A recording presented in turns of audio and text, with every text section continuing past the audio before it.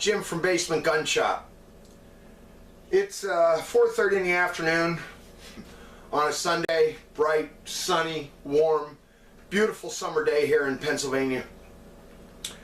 And I want to offer people out there a bit of advice who own guns.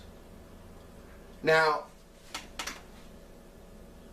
oftentimes, if you look back over a number of my videos, you can encounter a recurring theme, i.e. self-sufficiency. That includes working on your own guns. But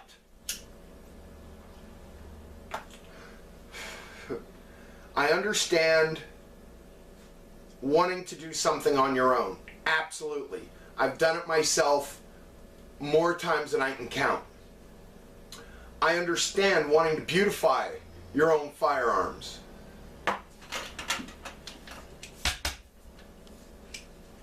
I have Duracoated and built and manufactured my own guns more times than I can count. But as a gunsmith, I don't know how many times I've walked into a shop somewhere, either a gunsmith shop when I was much, much younger, a gun store, and seen that sign right there. Let's grab that sign and just make it a little bigger so you can read it.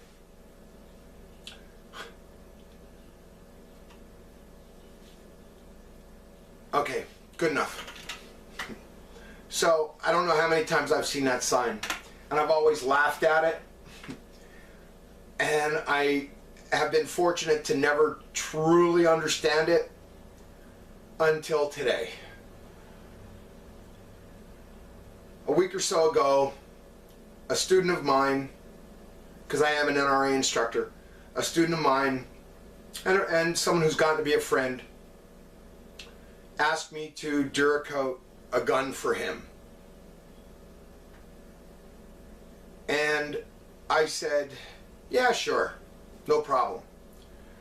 The little woman's going away for 2 days this weekend. She's going to visit her dad up in Connecticut. So she won't have to put up with the fumes from Duracoating because they are horrific. And he came down and he brought a Bushmaster ACR and a Smith & Wesson M&P 1522. He wanted the barrel, muzzle brake crush washer, a rail section, and the front little plastic piece that plugs into the foregrip on the M&P 1522 done.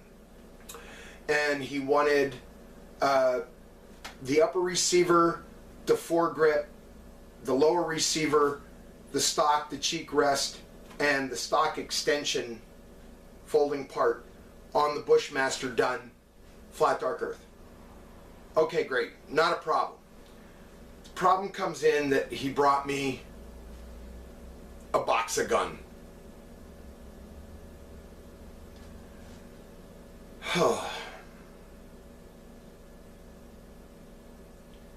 I spent 6 hours today trying to put it back together. There was a screw missing for the upper receiver that holds the rail sections in. Some of the screws the finish was worn off them. One of them was missing, obviously, I just said that. There are little bitty springs and stuff taped up into a ball that I don't know where they go. There are 4 detents and detent springs, but one of the springs is shorter than the other. One of the detent springs is shorter than the other 3. I don't know where it goes. And 2 of the detent pins are longer than the other 2, but 2 of them, the recessed groove that holds the detent goes right to the edge, which means a part actually slides into where that detent goes. And when you pull the detent out, it retracts to be completely flush with one side of the receiver or whatever part it is attached to. And it has just been a 6-hour nightmare. In a minute, we're going to take a walk downstairs and take a look at that stuff. So I'm going to cut the film right here. We're going to walk downstairs and see what I got on the bench.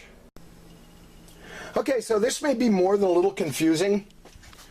Here's the lower on the bench, all Duracoated with the stock attached, but I don't have the the clip or the spring release push button that releases the stock. And there goes my furnace again. Gotta love it. The trigger pack's in there, but it's not like it's just sitting in there. This detent I actually had to take in and out twice because I didn't know there were 2 different length detents. Here's another part of the stock. Here's the upper receiver. These black parts I have sitting here, they're actually my Bushmaster ACR that I'm using as a template to reassemble this one. These are my Bushmaster parts. There's the barrel from my Bushmaster. There's the bolt from my Bushmaster. Here's the cheek piece that I Duracoated for this person's Bushmaster. But what they gave me was 2 Ziploc bags with a bunch of little pieces parts. And a bunch of this stuff.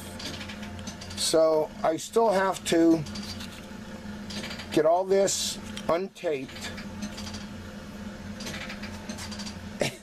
and figure out where everything goes. Now, if I had taken this apart, these would have been clearly labeled or placed in an order. Here's the lower from my Bushmaster. These parts would have been labeled or placed, in a reasonable order, or placed in a bag with labels, so I would have known where they go. But now I have to take all these apart and figure out what goes where, and probably pull my Bushmaster apart, my ACR apart, farther than I really want to figure out how these parts go in, because there's all these little pins that go in at goofy ass angles and everything else.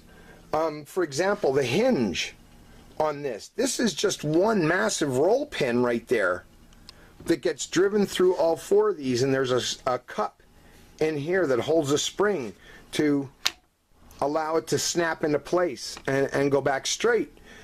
I mean, you're taking apart a complex machine and putting this in the hands of someone else.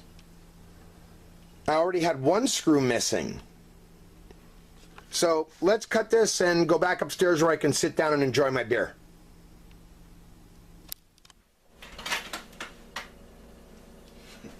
So here's a piece of advice that I will absolutely give you. If you want to have work done to your gun, don't tear it apart. Everybody hears the joke about at their local gun shop, guy brings in a paper bag, and here you go. Because he decided he was going to do a trigger job on it and then didn't remember how it was put back together. So what I will strongly encourage you to do is, if you want any kind of work done on your gun, first and foremost, take it to a reputable smith with a good reputation. Do the research, find out who's a reputable smith in your area, talk to people, take everything they say with a grain of salt, but even so, make your own decision after that. Reputable smith, been around for a while, knows what he's doing. And secondly, don't work on it yourself. Unless you plan on building your skill to the point where you're going to be able to do it yourself.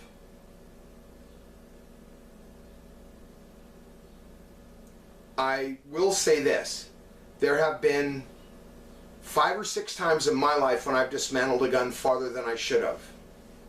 But I would not suffer the indignity of taking a bag of gun or a box of gun to a smith and saying, "Hey, can you help me with this?" So, you know, ladies, gentlemen, gun owners alike, would-be gunsmiths, aspiring gunsmiths, it's one thing to go to a friend like me and say, help me with this, and we can sit down together and I can help you do this. But it is a completely different matter to drop off a box of gun in someone else's hands. So now for this particular person, I honestly, I do and I don't mind it. He's a Class A human being, good student, good shooter, responsible owner, and he got to a point and didn't have the time to finish it. I understand that, but take it for what it's worth. Take care of your equipment. Alright, so this is Jim from Basement Gun Shop, enjoying a beer and trying to decompress after a day of trying to reassemble a Bushmaster ACR that came to me as a box of gun. So, until next time, if you like the channel, like it, subscribe, even better. Stay safe, keep shooting.